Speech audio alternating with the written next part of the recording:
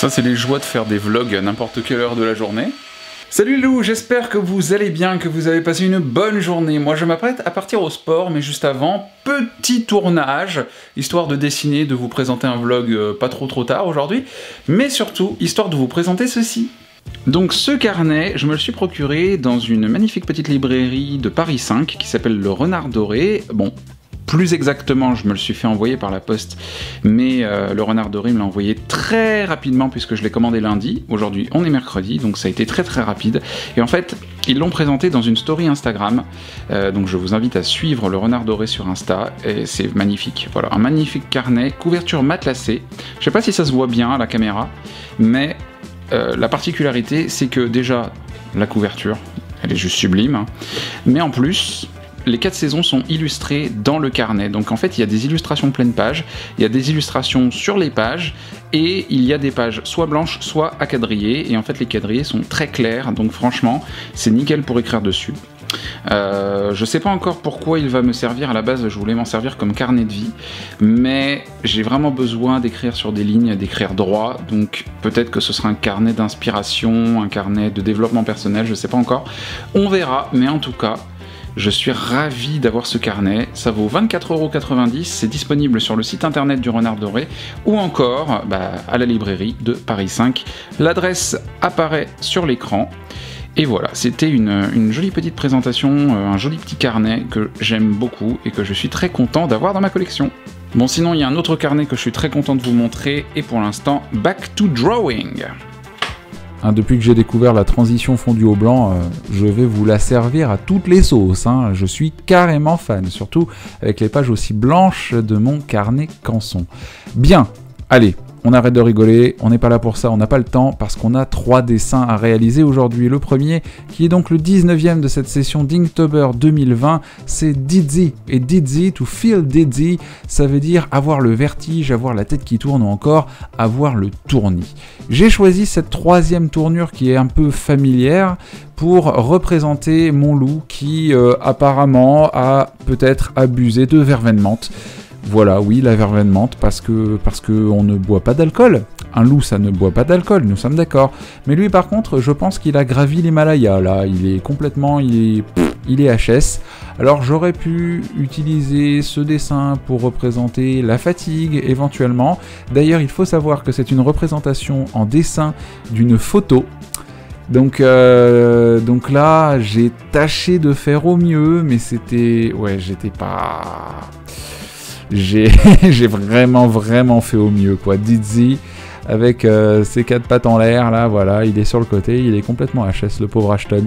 Donc voilà, bon, au moins, il y a une belle représentation de la fourrure. J'ai tâché de faire quelque chose d'original au niveau de ses épaules. Ouais, original. Est-ce que c'est beau? Je sais pas, mais c'est original, ça c'est sûr. Deuxième dessin, alors là, pareil, c'est une représentation en dessin, une reproduction en dessin d'une photographie que j'ai cherchée sur Google et qui représente un labrador ou un golden retriever, je pense surtout, qui s'apprête à aller ramasser quelque chose au fond d'une piscine. Donc en gros, là, c'est Ashton qui est en train de plonger dans l'eau et qui observe des coraux. Voilà, donc ça, à la limite, puisque donc c'est le 20e thème, Coral, donc les coraux... j'ai pas trop su comment les représenter autrement que comme ça. Vous allez voir en dessous. Ce qui est vachement bien par contre dans ce dessin-là, c'est d'avoir représenté... Bon alors là par contre, il a des favoris qui volent, mais alors ses cheveux sont partis en arrière. C'est la petite sirène, là. Je sais pas ce que j'ai voulu représenter. Au niveau des pattes, pareil, le fait qu'il soit dans l'eau, ça m'a demandé un effort particulier, j'allais dire. Mais c'est surtout de représenter la fourrure... avec la mouvance de l'eau, quoi. C'est vrai que c'est pas évident. Ce qui était le plus évident, enfin le plus simple à dessiner pour ce 20e thème, c'est les coraux. Donc en soi, challenge réussi. J'ai dessiné des coraux. Je pense que ça se voit. Voilà, 20e thème, coral, ça marche. Après, je me suis quand même amusé à mettre beaucoup de petites bulles d'air autour du museau de Ashton. Bon, là... Est-ce que je suis vraiment fier de ce que je dessine? Je suis fier d'avoir tenu jusque-là. Voilà, 21 dessins en 21 jours, ce qui en soi est quand même pas mal, je trouve. Mais le dessin pour lequel je suis le plus fier, on va dire, c'est celui-ci. Celui-ci, le 21e, qui représente le sommeil.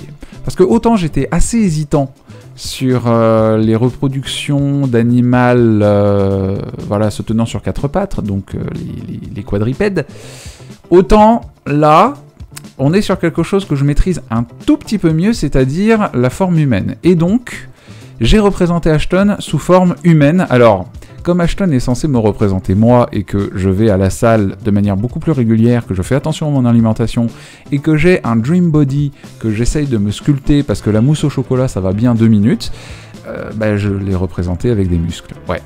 Ah bah je me suis fait plaisir, hein, là, ça c'est sûr.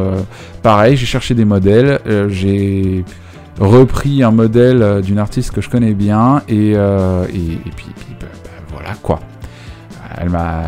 Ça m'a orienté en fait pour pouvoir placer, parce qu'il faut savoir que dessiner les abdominaux c'est un truc que je ne sais pas faire.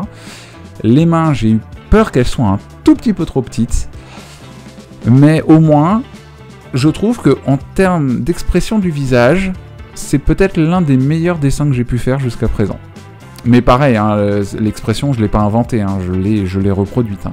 Mais là, pour le coup, je trouve que c'est vraiment plus agréable à l'œil, je trouve. Après, il faut pas que je me diminue, hein, évidemment. Mais en termes de dessin en trop comme ça, je trouve que c'est quand même beaucoup plus facile de le faire en digital.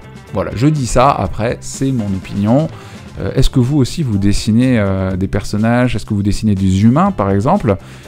Ou est-ce que vous dessinez également des animaux? Est-ce que vous dessinez des personnages animaux? N'hésitez pas à me partager vos expériences dans les commentaires. Mais en tout cas, voilà, Ashton est en train de dormir. Et puis, évidemment, je me suis dit, allez, on va pas s'arrêter en si bon chemin. On va également ombrer le dessin avec mon fameux tombeau, le tombeau de l'ombrage N95, pour celles et ceux qui se posent la question. Parce que l'avantage de ces tombeaux, c'est qu'ils ne traversent pas. Voilà, parce que je connais plein d'autres feutres qui permettent d'ombrer, notamment des feutres à double pointe, mais ça traverse grave, et ça peut même traverser les pages suivantes, donc on va éviter. Voilà mes loups, c'est tout pour ces 3 dessins, et un voice-over fait en une seule prise, incroyable. Mais je vais vous retrouver bien évidemment avec d'autres galères encore, plein de dessins pour les jours 22 et 23. On se retrouve donc vendredi soir pour le prochain vlog. Merci mes loups d'avoir regardé celui-ci, je vous embrasse très fort sur le bout de votre fumide et je vous dis à vendredi, bye bye.